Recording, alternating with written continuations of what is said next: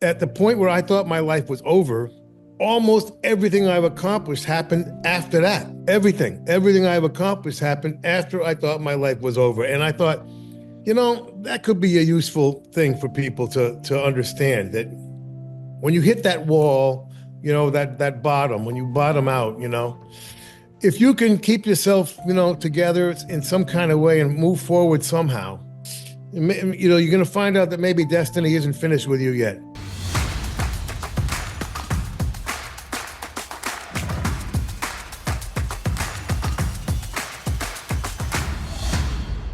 Steven Van Zandt, welcome to the American Glutton Podcast. Sir, this is an absolute honor. Thank you so much for doing this.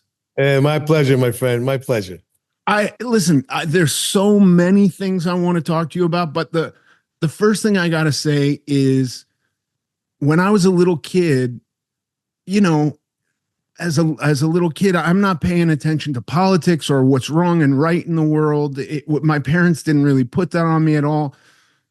The first time I even understood that Nelson Mandela was in prison was a special song, Free Nelson Mandela. And then a year later, your song, Sun City, was massive. And it was like, that's how I learned about the world. And the fact that you had such a huge impact on literally the shape of the world, I just bow down to you and appreciate you and say thank you for that. Like you changed my perspective as a human being from a very young age with your music. Well, we all do what we can do, right? And it was good timing, couldn't do it now, that's for sure. So I'm glad we did it when we did it, but it was a big group doing it.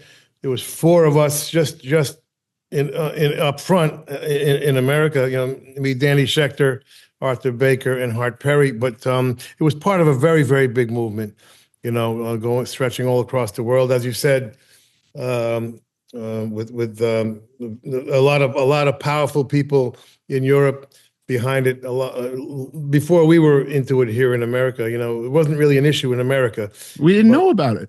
Yeah. So we did help make it an issue here, and the main thing was we kind of gave a push to the whole movement and doing what was most important, which was managing to create enough consciousness about it that we were able to override the Reagan veto when he vetoed the legislation that eventually ended apartheid, basically. So that was a complete victory, and a very rare complete victory. When you're talking about international liberation politics, you don't have that many complete victories. So we were very lucky at the time. So, but yeah, just one of those things, that got, good timing. It was a very, very beautiful thing. And I had to mention it first because that is my first memory of you, as a human being. Like I was like, oh, this guy's a freedom fighter. He's changing the world, and he's doing it with art. Like this is a very noble thing. That's a good way to start a relationship. Yeah. Well, so thank you. I want to talk to you about resiliency. I want to talk to you about the feeling you talk about in your book of not knowing where you're going to go next, and where it comes from within you to make a big, bold leap forward. Because I've had to put it all out on the table for you. I'm a recovering drug addict. I was 550 pounds at one point in my life. Like I've overcome a lot, but it's sometimes hard for me to communicate about the thing that got me to take the step forward. You know what I mean? So I want to hear from you what that was with you back when that was happening, with mental illness or just mental fog or whatever you were going through at the time. Well, I mean, the challenges through life, they come and go, really, and they differ for everybody. Everybody's got different challenges. I think, first of all, I was very lucky to grow up the way I did. My mother divorced my father when I was 2 or 3 years old, which is how an Italian gets a Dutch name. My stepfather adopted me. so that, that's supposed to be one of the things that's like traumatic in your early life that kind of sets you on a path of insecurity and problems. But we moved in with my grandparents, and I was the first child of first grandchild in an Italian family. So, I was brought up like, Jesus Christ, I was brought up like, with an enormous amount of love from the uncles and aunts and grandparents. And I think that that amount of love early on, stays with you, that kind of environment. I think so. First of all, that gave me a weird sense of security that would come in handy later in life. I think, as I tried to analyze it when I wrote my book, you're forced to kind of analyze your life at that point because I had never looked back, really until then. So there was that, I got the next huge traumatic sort of event was leaving the E Street Band on the literally the night before payday, and realizing that I'd blown my life at that point, and I was already kind of committed to this strange career of artist slash journalist at that point. Right in the middle of what you were talking about before, right in the middle of the South African campaign. So I was on my way to South Africa when it occurred to me that, I really had blown the 15 years of work. And, I had been playing in bands since I was 15 and finally about to, make some money doing it. And I left. And what I hoped what would come through in the book, and I think it comes through in a documentary that Bill Tech just did for HBO and Max. I think what comes through is, there I was thinking that my life was kind of over, and I was just gonna, and I was committed to the political research that I was about to do, and it helped me doing that research because I was completely fearless at the time. Feeling like I had already committed suicide, career suicide, which made me stronger and made me fearless at a time when it was quite came in handy. But I was hoping that what would come through in the book is at the point where I thought my life was over, almost everything I've accomplished happened after that. Right.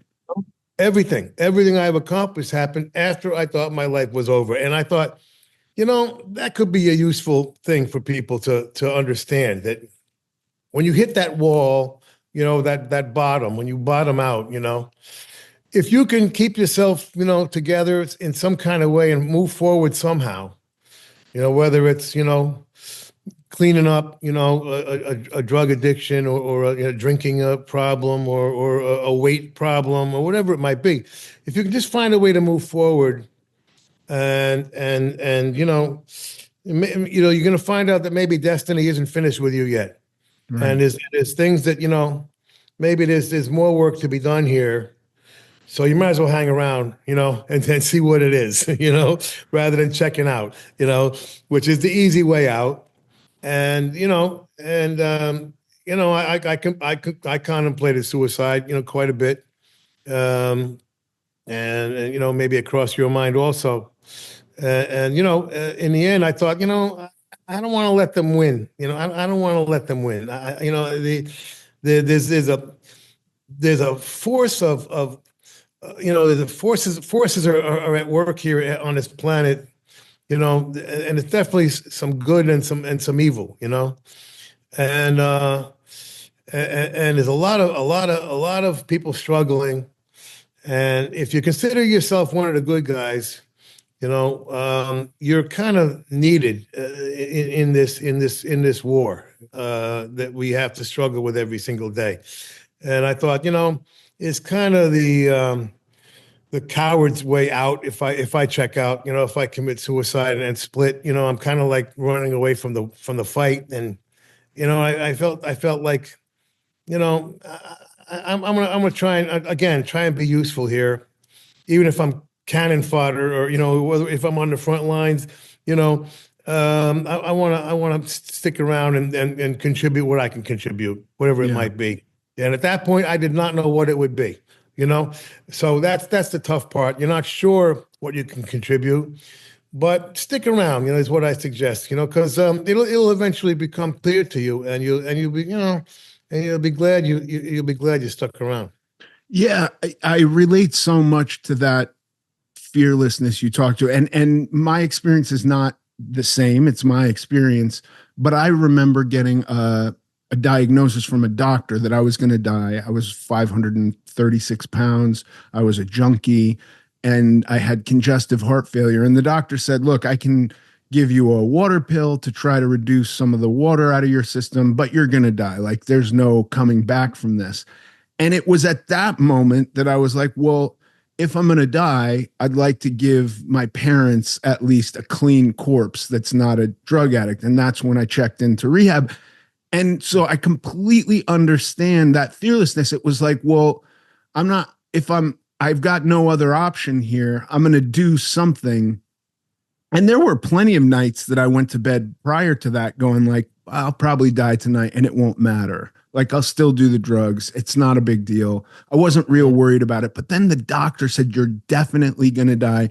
And that was the moment that I found fearlessness in a way. And I talked to an awful lot of people who say, I'm desperate for change. And I don't know how to communicate, like, what's your rock bottom? What's going to be the instigating thing? But when you talk in your book about that fearlessness, and in the documentary, when you're going to places in car trunks because they're dangerous, you got guys waving machetes in your face, and you don't care because you're going on this mission, and you're coming at it from the point of view that you've set your life on fire. That's a real powerful place to be. Yeah, that's what I mean. It might be a little bit more dramatic in both of our cases, but I think everybody, goes through this a little bit, at Yeah. some point in their lives. You know what I mean? It may not be quite as dramatic as our cases, but everybody's maybe first dream doesn't quite work out, or, that job, you thought you wanted doesn't happen, and it's easy to get depressed about that. And you just got to say, hey, you know, I'm not a metaphysical, I'm not a religious person, but I say to myself, that's not what destiny has in mind. You know what I mean? So let's stick around and see what destiny does have in mind. You know what I mean? Because I don't pretend to know everything. I don't pretend to know what forces are at work. Here in the world. So let's see. I guess I wasn't meant to do that. I wasn't meant to have that job. I wasn't meant to do that for whatever reason. So let's see what I was meant to do. And you got to keep preparing yourself. Obviously, I'm not saying be passive about this. You want to try and make yourself as realize your potential, whatever that may be, in terms of your physical body and your mental health. I mean, you want to keep improving yourself in whatever way you can control. What I tell people is do not spend one single minute on that which you do not control. That is one easy way to waste one's time. Do what you can do what you can control, and keep trying stuff until you see what works. But if something really doesn't work out that you had your heart set on, you got to look at it like, hey, it wasn't meant to be, and that's okay. I'm gonna move on here, and we'll see what comes up next. I mean, 90% of my life, as I'm working and banging my head against the door over here, 90% of my life comes through the back door. Yeah. Come to the side door that I'm not even looking at. Uh, you know, and you say, oh, that's what my life's going to be. I thought it was going to be this over here, but it's that over there. Okay. I'm like, okay, I'll go with it. I'll go with whatever path is in front of me, and so it's one of them things that you just gotta kind of be a little bit philosophical about and try to, not be too emotional about it because and put all your put all of your chips on one number. Is there an openness that you practice? Because I know for myself in certain situations when I'm so kind of dialed into something that's typically like result oriented. If I have my eyes on some result that I want to see happen and I think I'm working towards it, I'm ignoring all of the other stuff. How you talk about most of your life comes in the back door. That's so beautiful. And I think it requires an openness. And I want to know, like, is this something you actively think about? Like, be willing for, God or any kind of whatever you want to call it to step in through the back and present other opportunities? Yeah. But I don't want to suggest that you shouldn't be focused. It's kind of an odd. I know it sounds like a paradox, a contradiction. But I mean, you do want to be focused on whatever you're doing, and whatever you start, you should try and finish. Whatever that is.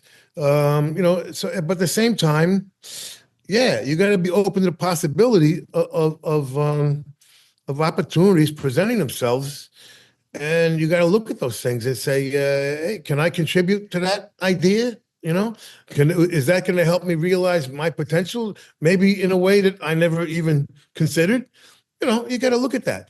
So you got to. It's a bit of both. You're focused on whatever you're focused on, and that's good. You don't want to just be hanging around waiting.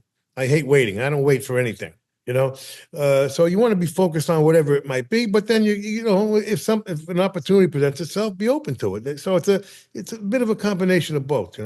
Yeah, I think the most impressive people to me are those who describe their path to wherever they've gotten as like completely unplanned. Like, you got guys who like are hyper focused and they want to start a car company and they start the car company and the car company is successful. But I like this idea of like, no, I'm moving in this direction and I saw an opportunity and I went in another direction. I say most of this because like I banged my head against the wall for 15 years trying diets that really, really didn't work because I was generally sold on some, wellness thing of like, if you do X, all your problems will be solved. And my problems were never solved because the problems were really within me that I had to deal with. Yeah. You know what I mean? And Yeah. I was looking for any excuse to get the problem out of me and make the problem McDonald's or Skittles or. Yeah, that's part of human nature, unfortunately, and that's part of what's problem. It's a very big problem right now, worldwide. I just toured the world 3-4 times in the last 5-6 years, and it's a worldwide problem of almost everybody in every country at this point being disappointed with their lives. Okay. I mean, and I can really generalize about this. The basic, you know, system, economic system worldwide isn't working, and I'm not sure how we fix it because it's complicated, obviously, but almost everybody everywhere is working twice as hard and getting less in return. Okay. So now what happens? Now the demagogue comes, okay, and says, I know you're disappointed with your life, but it's not your fault. Okay? It's the black guy's fault. It's the other guy. It's the immigrant's fault. All right? It's the other religion's fault. It's the other. And of course, we say, oh, what a relief. Well, that makes everything make a lot more sense. Yeah. I don't have to be responsible for my own life. Oh, that's wonderful. And so they're all getting voted in. Okay. All right. Worldwide, all the demagogues are getting voted in now because they all know the con. Let me take advantage of everybody's disappointment with their lives and pretend that it's not their fault and pretend I'm going to fix it. Of course, which they never really do. So this is something it's a worldwide, problem that everybody's ready to blame everybody else except themselves, as you said. Finally, when you finally get to the solution, it's almost always it's going to be within yourself, as you suggest. So you're so right about that, and it's just hard for people to sort of accept that, and very easy to pass it off as somebody else's problem.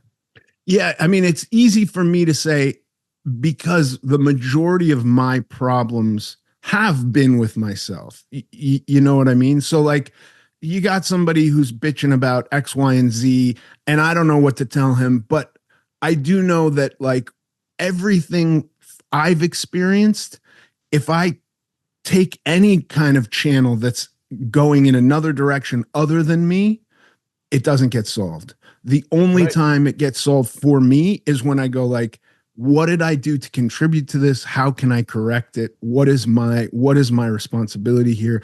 And that's a tough thing, but like I don't even get into politics because I'm like, I'm still fixing me. How can I fix anyone else? You know what I mean? Yeah, I know what you mean. And that's just how it is. That's how it is. I mean, you're not wrong. I mean, and it doesn't even matter. I mean, analysis in terms of why you got into those problems in the first place. I'm sure that's interesting, and maybe it helps, to know that. I'm not saying, we shouldn't find the source of the problems if possible. That's what psychoanalysis is all about, trying to find the source. But ultimately, it doesn't matter. Right, because we're here today. It doesn't, yeah. Your father, beat you as a kid, and now you gain 300 pounds. Okay, we now we know that, but guess what? You still got to lose the weight. It's like trying to figure out who the arsonist is while you're standing inside the burning building, and you're like, wait, before we leave, let's really figure out what started this fire. You know what I mean? So yeah, I mean, I mean, there's something to I'm sure valuable about the analysis of what causes the problems, and we all do that, and naturally, and I'm doing it all the time politically because I have to. It's kind of part of my job to analyze what's going on in the world and try and find solutions to it. I got a political book I'm halfway through that is literally called Solutions to all of these stupid problems that I've been hearing about for 50 fucking years. Okay. That never, ever get solved. I'm like, but you started with a big win though. You started with a big win. True. It was a rare big win.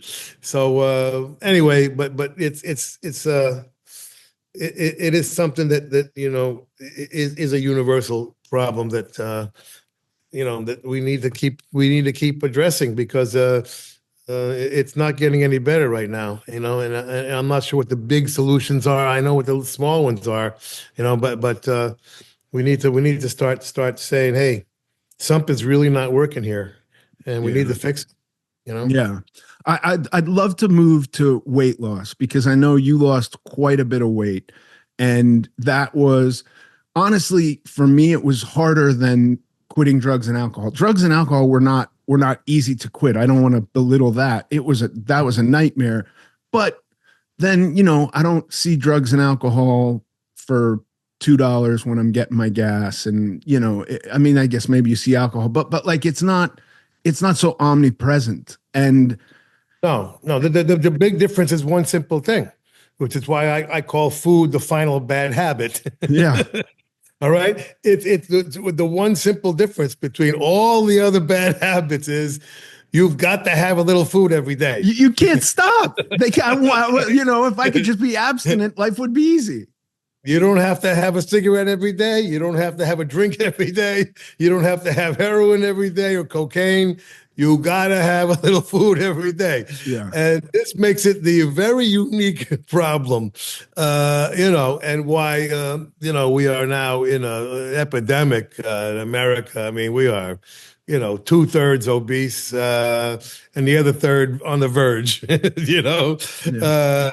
and it's, this is something that, you know, there is no question in my mind. It has to do, first of all, I mean, we're the only, as you travel around the world, you realize we're the only country that is rabidly obese. And the reason is because we the poison that's in our food and water and the air and the way that our food is grown. Um, a friend of mine bought a farm and wanted to turn it into an organic farm. All right. Took 5 years to get the poison out of the ground. Wow. Right. 5 years to get the poison out of the ground that we are all eating every day. So I mean, there's no doubt about it that the chemicals and additives and the poison that, our government, which is supposed to protect us from. I mean, what's a government's job? All right. As far as I'm concerned, government has two jobs. Okay. Protect the citizens and provide a vision for the future, you know? And our government basically does neither one. I mean, we got a really big defense budget though, that's nice, Yeah. $800 billion while we're getting fed poison every day. Yeah. What's wrong with that picture, right? So there's no doubt about it that one of the reasons why our country is the only country in the world that is literally the entire country is virtually is obese and morbidly so, and many probably 50% is morbidly obese. So that's got to be addressed at some point.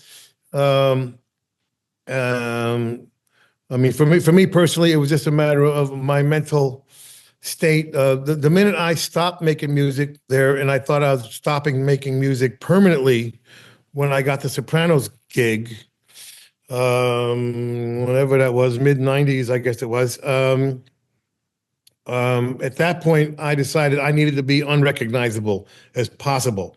So I intentionally gained weight. I went to the gym and bulked up 30, 40, 50 pounds. And then, Bruce decided to put the band back together, and I'm like, I had to think twice about it because I had this new career now as an actor, and I wanted to pursue that. So I kind of came back halfway. I was not in great shape as a rock and roll star, but I kind of stayed halfway in between for those years. And then for this last tour, I decided, you know what? I don't know how many tours we have left. Let me be a rock star one more time, Yeah, but I also would say, like, listen, unless you're The Rock or Tom Cruise or making one of these movies, I've done a bunch of TV shows. They feed you really well. You're not they move a chair around for you, so you always have somewhere to sit. You know what I mean? Like they you walk in, they say, "What would you like for breakfast?" They make sure you have a mid morning meal. There's it's not a very hard place to gain weight. And the flip side to that is every time I've ever seen a concert, the band, the singers, everybody performing is pouring sweat.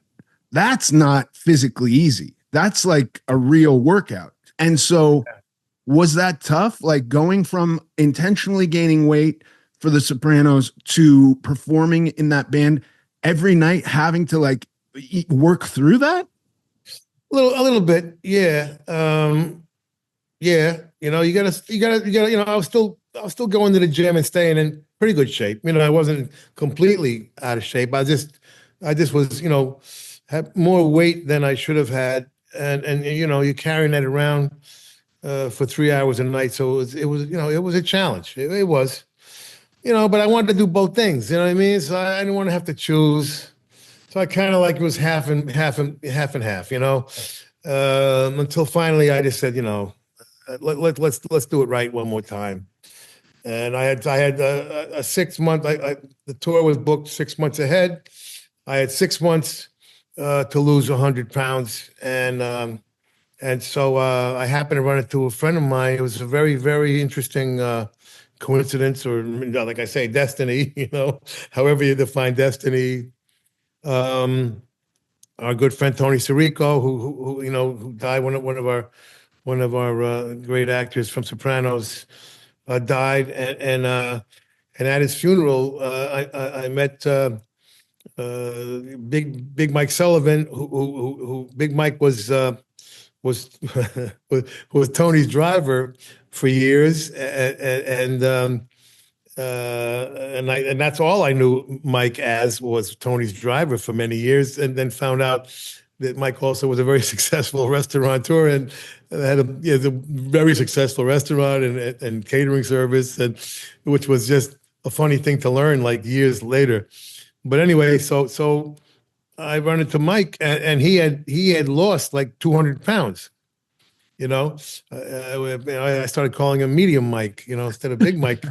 And I said, Mikey, how'd you lose that weight? He said, well, I went to this guy out in Long Island, whose name I'm not going to mention because his clientele is already around the block. Right. And I said, I'm trying to do this on my own. I'm not succeeding. I need help here. So he came and picked me up, and we went out there once a week. And what I did was, there's two ways to do it. You can do it like a lifelong type of diet, which is, something that you adjust and then you stay there forever. But I said, no, I need to literally lose a pound every other day, at least, for the next 6 months. So I went on just shakes. There's special shakes that they make, which has mostly protein, but also other nutrients. And the old rules, funnily enough, still apply. I mean, I remember growing up and my mother talking about having to stay at under 1,000 calories a day. Well, that hasn't changed. I mean, that's it. I mean, here we are 60 years later. It's still 1,000 calories a day. You stay under 1,000 calories a day, you're going to lose weight. Okay. Right. It's simple as that. I don't care what else you do. All right. So that's, and then a couple of months in, the Mounjaro thing happened. And so I started doing a little bit of that, which helped also, it just basically reduces your hunger a little bit. And that was it. I didn't eat anything or drink anything for 6 months. I had a shake every three hours. And I think that's a good way to do it. Whether you're doing shakes or not, I think it's important to have something on a regular basis, at least 3 times a day. I was doing 6 times a day to keep the metabolism kind of steady and to keep, so you never get really ravenously hungry. And that's the Mounjaro or whatever they get like 5 or 6 different versions of it now. That kind of helps the hunger thing a little bit. Also, I must say, that drug, whatever, that enzyme, whatever it is, really is effective. Because I stopped it for a while, and then I found out what hunger really feels like. I was like, I wasn't sure that it was working. And then I feel, oh, yeah, it is working. So I went back on it. In a low dose, but that was it. I just basically drank a shake every 3 hours for 6 months, and that was a wonderful thing because I'm an extremist, okay, and I freely admit that, okay, and I'm not recommending other people do it. Everybody's got to find their own way, but I'd rather not have to think about what am I going to eat today. It's a fucking pain in the ass, man. And since I stopped, once I hit my ideal weight, and now you're gonna have to start eating again. And you got to eat like, I eat probably 1 meal a day, sometimes 2, but it's a pain in the ass. Now you got to think about what are you going to eat today, And I really like not having to think about that. Okay. After 2 weeks, you're no longer thinking about food, and it's amazing what an effect that has on your time. It was like, the only thing I can, sort of compare it to is when I quit smoking. Which was also a miracle years ago. In fact, me and Tony Sirico quit smoking at the same time. And you suddenly have a lot more time. Right. Even quitting smoking, right? You don't have to step outside. Excuse me, I'll be right back.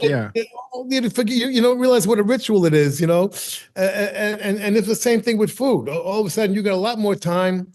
Your mind is a lot freer for a lot of reasons, because you know you're losing the weight, and you're, you know, but also I just didn't want to have to think about it. And you know, like I say, it is the final bad habit as far as I'm concerned.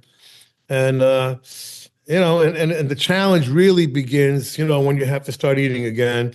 You know, now you gotta worry about what, you know, what you're doing. But for me to lose 100 pounds in 6 months, you know, that was the way I chose to do it. Was just no food, no booze. Was there lightheadedness? I've done a liquid diet. I did a liquid diet and I was cold all the time. When I stood up, I would get lightheaded. You didn't experience any of that? No, no. It took a week or two to adjust. I mean, you know, you're adjusting to a lot of different things at once. Okay, you're first of all, you're adjusting, you know, the sugar habit alone. I mean, the sugar, which is absolutely poison. Everybody should understand that. You know, cancer loves sugar. You know, I mean, if there's one thing we can communicate today, let it be that. All right, cancer literally grows, you know, from sugar in your body. But anyway, so you're kicking a very serious sugar habit, all right, which is its own habit. You're kicking a caffeine habit because no coffee. Also, by the way, you know, I would occasionally drink green tea, which does have caffeine, but I try to stick with ginger tea, you know, and things that had no caffeine. But so caffeine's another bad habit, really. And so a sugar habit, and then the general food habit, you know. So it took a couple of weeks to adjust, obviously, and then mentally, just like smoking, just like quitting smoking, which really I've never gotten over. You know, I mean, I probably still want a cigarette almost every day, and that's 25 years later. You know. You know, you just got to adjust to those things. But no, I had no physical problems. In fact, the opposite. I felt better. I felt faster. I felt more, you know, as opposed to quitting smoking, which I was the worst advertisement for quitting smoking ever. I had less energy, a solid year, at least a year after I quit smoking, because what nobody tells you is there's speed in cigarettes, you know, Right. and so, you know, my whole system slowed down considerably after I quit smoking.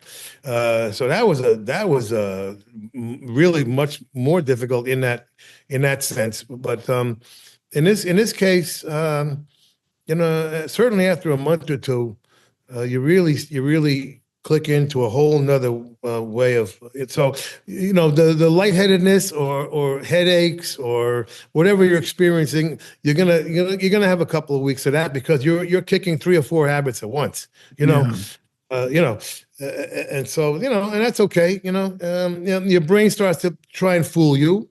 You know, and constantly telling you you're gonna die.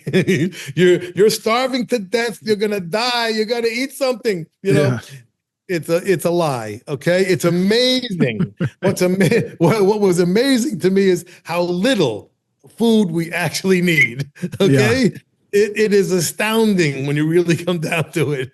I mean, so, you know, people have said it's, you know, the size of your fist, you know, per day. All Right. right.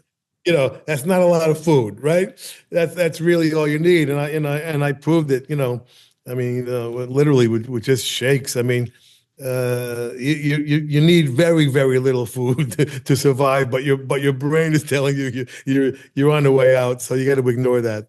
Yeah. Yeah, the human body, I really think of the human body as like an incredibly advanced dumb machine. You know what I mean? Like it's dumb. It's so good at storing fat. It's so good at telling you you're going to die, you need to eat. It's so good at those things. And then when I go like, "No, I want you to be smaller," it goes, "Fuck you. We're not listening to that. We're going to keep getting fat and we're going to tell you you're going to die." But there's another amazing study with rats where they, you know, probably inhumanely put some rats in a bucket to see how long they could swim. And it turned out they could swim for 15 minutes and then they drowned. And then they tried another round where they put the rats in for 15 minutes. But at 14 minutes, they took them out and they gave them a break and they let them recover. and then they put them back in the bucket, and these rats lasted for like 60 hours on the second round. So that little bit of hope, and what you're talking about, like once you figure out hope and like everything's screaming that I can't do this, I'm going to die, my body's telling me I got to eat. It's all noise. We are actually much stronger than we tell ourselves we are, and that we believe we are. Meanwhile, what a sick experiment that is. I know. It's a very inhumane experiment, but it's so fascinating at how much better they did when they believed they were going to get saved. Interesting. Yeah. Much, yeah. I mean, it's a dark way to paint a picture. I got to question the concept of the whole thing, but like, who cares? But anyway, but I see your point. Yeah. I mean, the tricks, we've grown up with,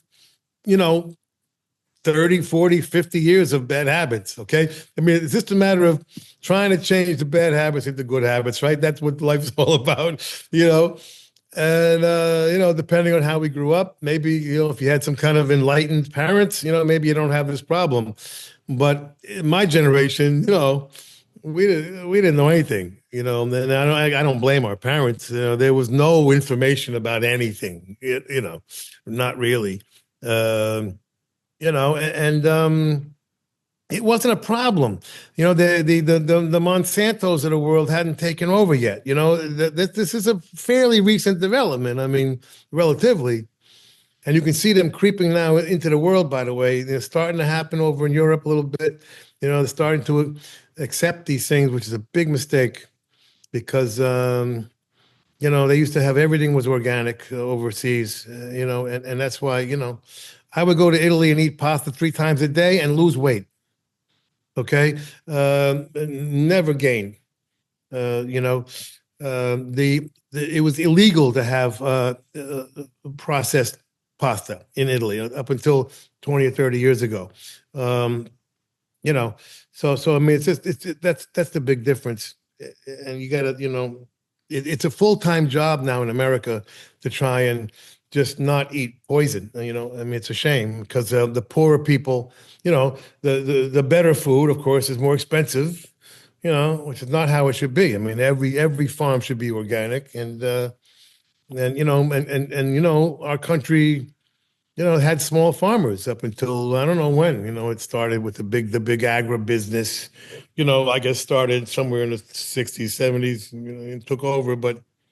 Up until then, it was a lot of small farmers and much healthier. Yeah, I was fascinated recently because I don't spend a lot of time in places where there are cornfields, but I remember I went to Vermont, which is where my grandparents lived, and as a kid, behind their house was a cornfield, and we would play hide and go seek in the cornfield. And if you looked at it from the right angle, you could see all the way down, and then you go a little bit at an off angle and you could see in a diagonal, a line in a diagonal.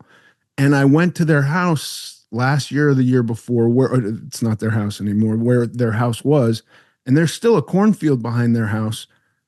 There's no rows anymore. The corn grows on top of it's corn grows now dense like a field of grass. Everything's touching it. You can't walk through a cornfield anymore.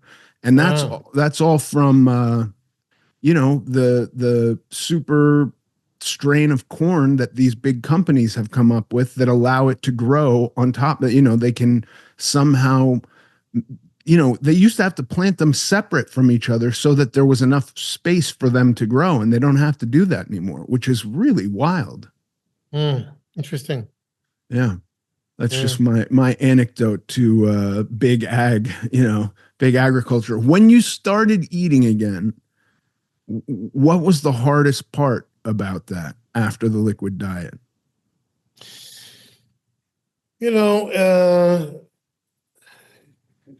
Trying to keep it from becoming a habit again, and a reward. You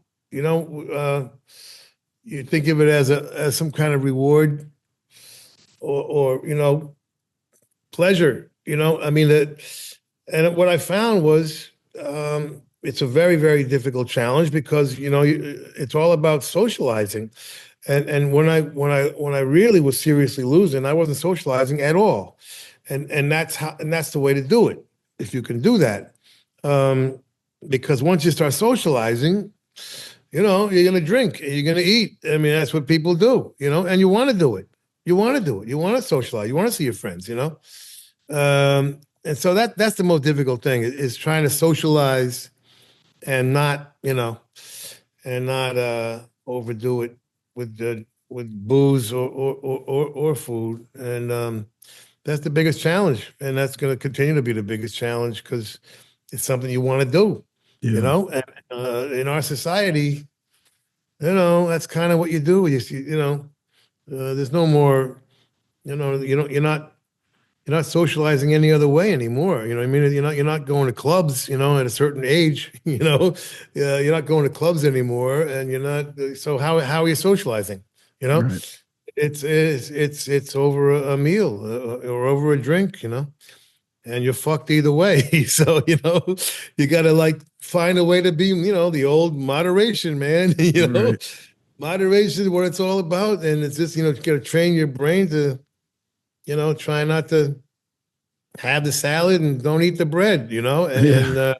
try and keep it to, one glass of wine, uh, Are there absolute guardrails you have in place? Like I assume as an ex-smoker, you're not smoking a cigarette. One cigarette is off limits. Are no, there, no, no, is there anything like that with food for you? no, not really, not really. Just You know, portions. yeah, and what I would do sometime at first, for the first couple of months, I mean, once you get back into eating, you know, um, I would myself, I just, like I say, I'm more of an extremist, which is not a good way to be. So I would, when I want to eat something, I want to eat, I want the whole thing. And then I'll go back to my shakes for 2, 3 days. You know what I mean? I'd rather do that personally, but the right way to do it is to find a way to moderate and just eat wisely. Try to minimize the drinking, and that's more of a lifestyle way to have a positive lifestyle. Yeah. But you're And but and exercise is good. I mean, I didn't exercise when I was losing the weight though, because exercise does make you hungrier. So I didn't. I had to wait. I waited till I lost the weight, and at that point, I did have to rebuild some of my muscles because along with the fat goes muscle mass. So I was having trouble standing up for 3 hours, which I knew I was going to have to do in the show. So I had to build my back up, which only took about 2 weeks, really. You know, oh, but I didn't exercise at all because I just didn't want to take a chance. I wanted to get that weight off and then worry about it.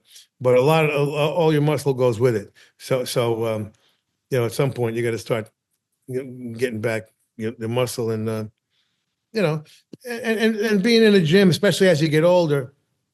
It's good to have a trainer. It's good to be in a gym if you can do that. If you can do it at home by yourself, that's fine too.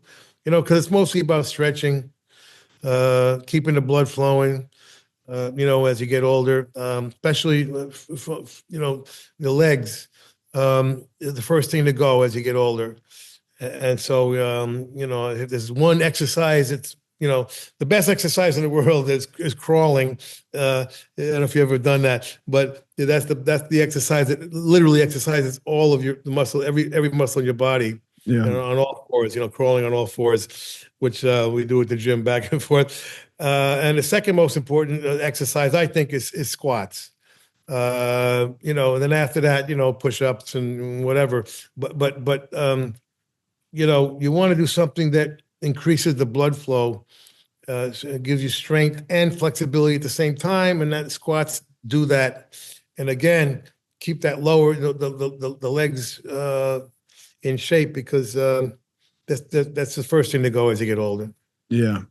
Yeah. And I will say any diet, whether you're doing something extreme like you or anything, I haven't heard of a single diet that doesn't involve muscle wasting. If you're in, you can do stuff to try and mitigate it, but unless you're a gigantic bodybuilder taking a shitload of steroids, you're gonna lose muscle when you lose fat. It's just not. It's very hard to eliminate that entirely. And you do not want to get into a steroid habit either. That's just No, another bad habit. That's another bad habit. I mean, you could have a little bit of extra, little testosterone as you get older. That's okay. Fulfilling the parts of your body that still need it. But you don't need steroids are not no, the way no, to go. no, no. No, And so it's to be expected if you're in a severe calorie restrictive state that you're going to lose some muscle. And anything, if it's a liquid diet, if it's the new peptides, if it's, there's all kinds of diets. There's one called the First Personal Diet and the Ideal Protein Diet and the HGC diet or the HCG diet, something like that. And all of them put you at like under 1,000 calories a day, that's all and that matters. That's you all that lose matters. weight really quick, but you're going to lose Yeah, muscle yeah. I too. mean, and just do some sensible, just do push-ups, sit-ups, squats. You can do that at home, and just do it every day, and that's all you got to do. You don't got to work out with weights. You can wait for that. You can do that later. You don't need anything other than the internal, what I call the internal strengthening, as opposed to the external strengthening with weights. A push-up is all you need. Squats, push-ups. If you want to do some sit-ups, and crawl around your house. I love crawling. Telling you- Crawling sounds awesome. I'm telling you, it's the number one. I've talked to a lot of people, and around the world, it's the number one exercise to keep all of your muscles in shape. It literally exercises everything. Hands and feet, hands and feet crawling. Yeah, you're not on your knees. You're on your feet, like a bear crawl. On all fours. And just crawl around. You'll find it's amazing. It's also aerobic, by the way. Yeah. But that's all you need to do. Literally, if you're gonna do one thing, just crawl around. Crawl crawl do. Not no. I'm talking about 15 minutes of crawling. That's it. You'll be amazed what it does. But you just gotta find what works for you. And like I say, there's no real rules other than if you want something to go by. That's I don't care what you're doing. Just keep it around 1,000 calories a day, which is not easy. Not easy, right. Not especially easy. Especially if you're having multiple meals. You know what I mean? So you want to have one meal is going to be like an apple. And one meal is going to be a little salad, and one meal is going to be a little protein, and then one meal is going to be broccoli. But you want to try and have literally 4, 5, 6 meals a day if you can, and then still keep it under 1,000 calories. Yeah. I'm telling you that's better than one meal a day, than 2 meals a day, than 3 meals a day. Your body just tends to want something a little bit more often, and so I found that the 3-hour mark is a good mark to keep things steady, and you don't get crazy hungry, and again it keeps whatever that thing is, and call it metabolism, what do you want to call it, it keeps you at a more steady rate of loss. That reminds me of my kids. My daughters told me, and I didn't actually see it, but it rings true to me. They were watching some show about, I don't know if it was a Kardashian or a Jenner or a Hadid, one of these people. And this girl's at a modeling shoot, and she calls her mom and she says, "I'm starving." And her mom says, "Well, you got to eat a meal." And she says, "Okay, what should I eat?" And the mom says, "An almond." That's a meal. That'll keep you in the zone. That's the right way to think, though. These things count. Everything counts. Things we used to shovel in our mouth by the handful. You start counting calories, and you'd be surprised. Almonds are loaded. Yeah, almonds are loaded. I once ate a bag of macadamia nuts thinking it was healthy and I was doing something well. It wasn't chips. It was like 10 times the calories. I know. That's why you got to stick with, apples. Apples like 100, right? A carrot. Carrots are great, that's, yeah, man, broccoli has as much broccoli as you want, man. You can eat Yeah. broccoli all day long, Yeah. you know? Well, Steven, listen, this has been amazing. Thank you so much. I cannot tell you enough how much this meant to me, you coming on. I really appreciate it. Well, I congratulate you, man, on your overcoming your challenges. So I think you're going to be inspirational to a lot of people. Thank you, sir.